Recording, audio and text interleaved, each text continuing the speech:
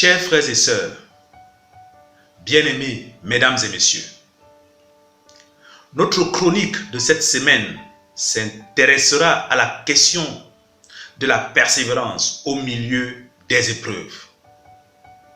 Nous allons voir comment persévérer dans les moments difficiles.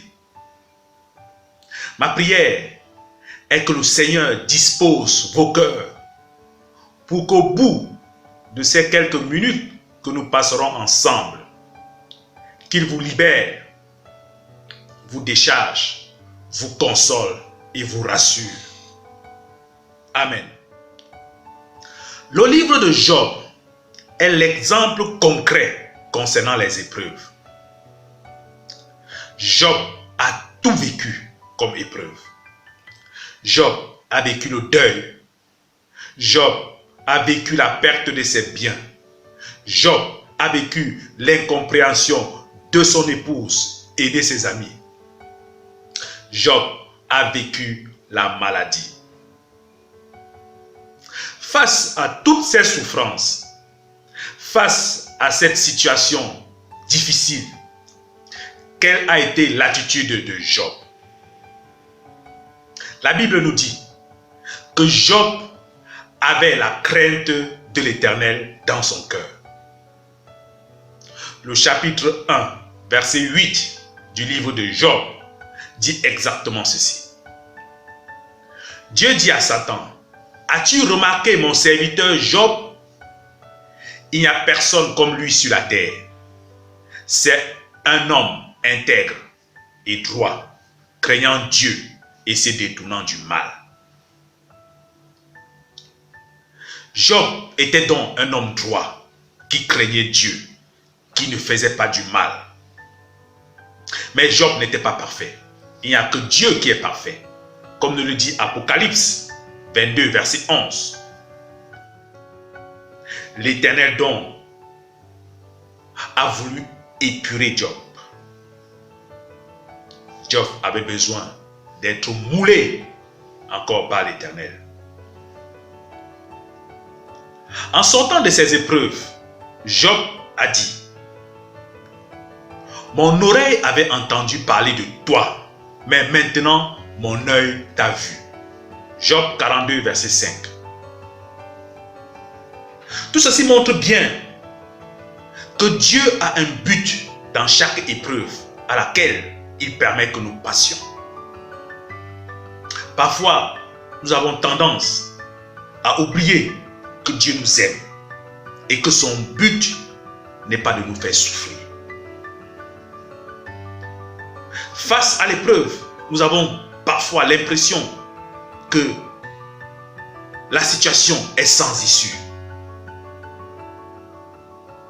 Mais Dieu nous fait passer par ces épreuves parce qu'il a un but pour notre vie. Nous allons voir un autre exemple. C'est le cas d'Israël. L'Éternel dit dans Deutéronome 8, verset 2. Souviens-toi de tout le chemin que l'Éternel ton Dieu t'a fait connaître pendant ces 40 années dans le désert, afin de t'humilier et de t'éprouver pour savoir quelles étaient les dispositions de ton cœur et si tu garderais ou non ses commandements.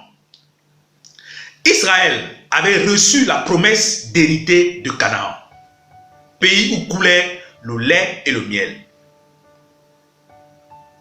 Dieu ne leur a pas dit à l'avance qu'ils allaient les faire passer par les épreuves avant d'arriver à Canaan.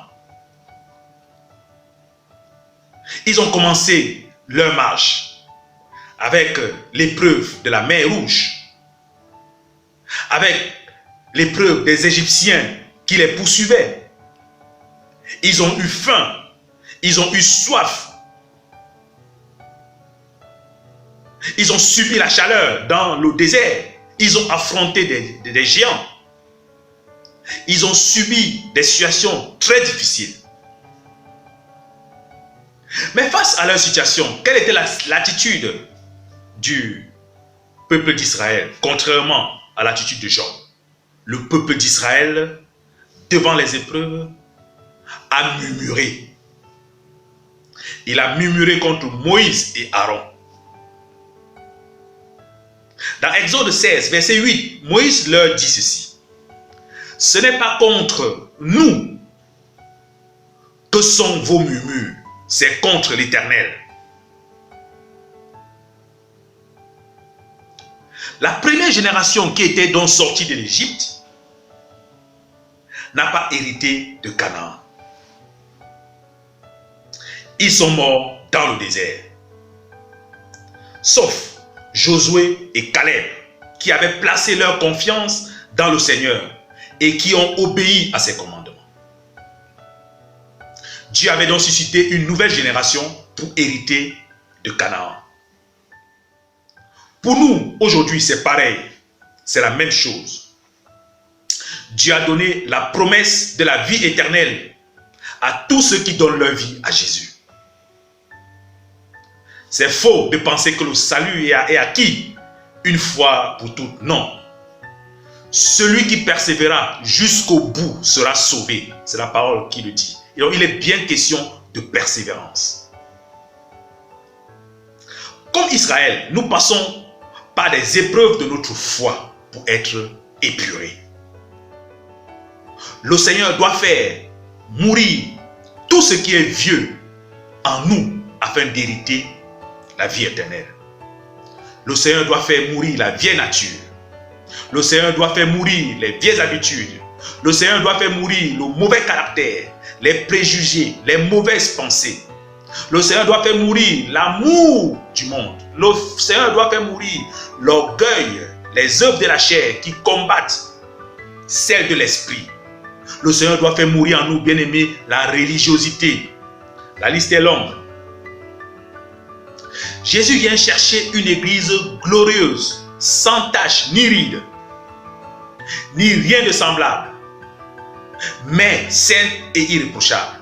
Ça, c'est Éphésiens 5, verset 27, qui le dit. Une église glorieuse, sans tache, ni ride, ni rien de semblable, mais sainte et irréprochable. C'est cela que Jésus vient chercher.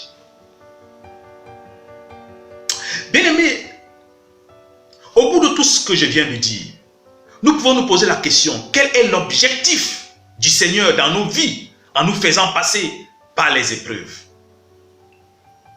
Le premier objectif est que Dieu veut nous transformer à son image.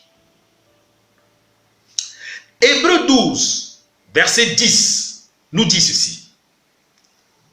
Nos pères nous châtiaient pour peu de jours, comme ils le trouvaient bon. Mais Dieu nous châtie pour notre bien, afin que nous participions à sa sainteté. Ici donc, nous parlons des épreuves que Dieu permet pour notre sanctification. Ce sont des épreuves pour nous transformer à son image. C'est une école de Dieu. C'est une œuvre du Saint-Esprit en nous. Nous devons donc faire attention aux épreuves qui sont le résultat de nos faiblesses, qui sont le résultat de nos propres erreurs.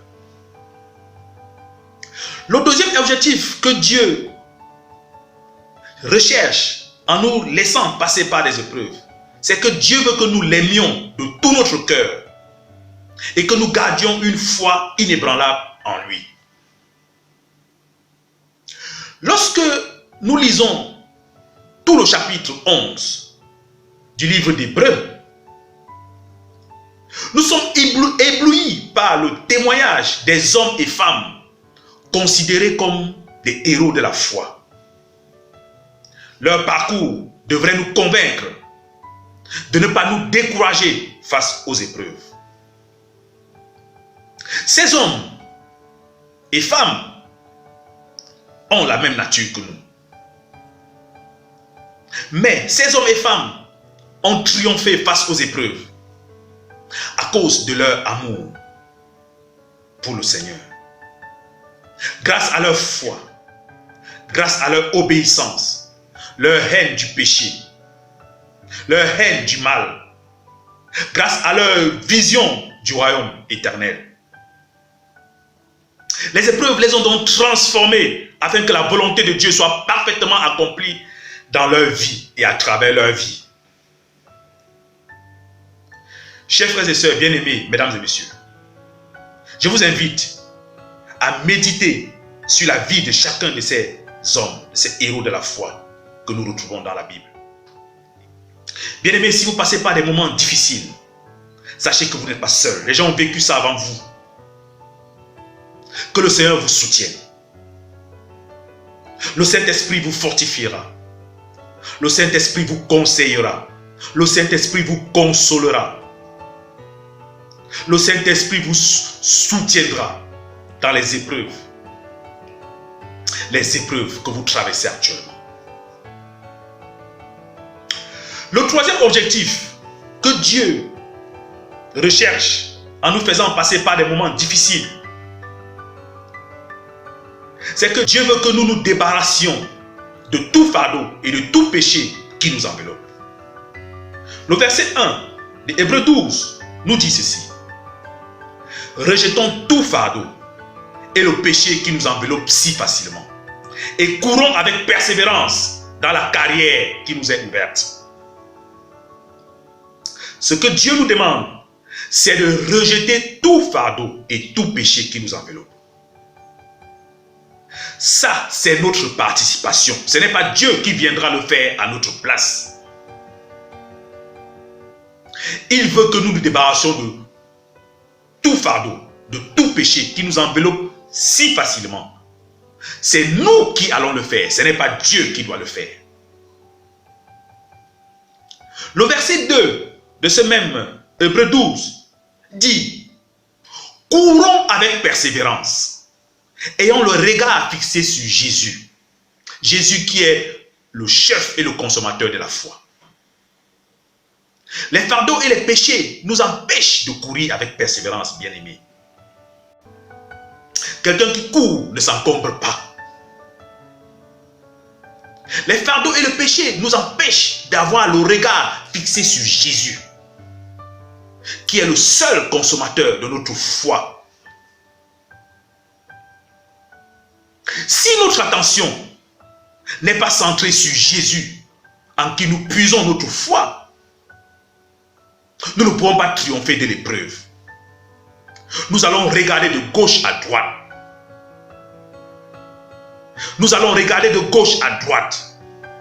Et nous allons laisser la chair triompher sur la marche de l'esprit.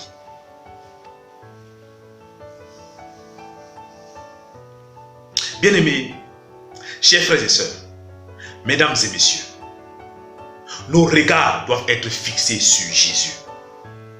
Et c'est parce que nous avons des regards fixés sur Jésus que nous pourrions comprendre ce que notre frère, notre sœur vit dans les moments difficiles.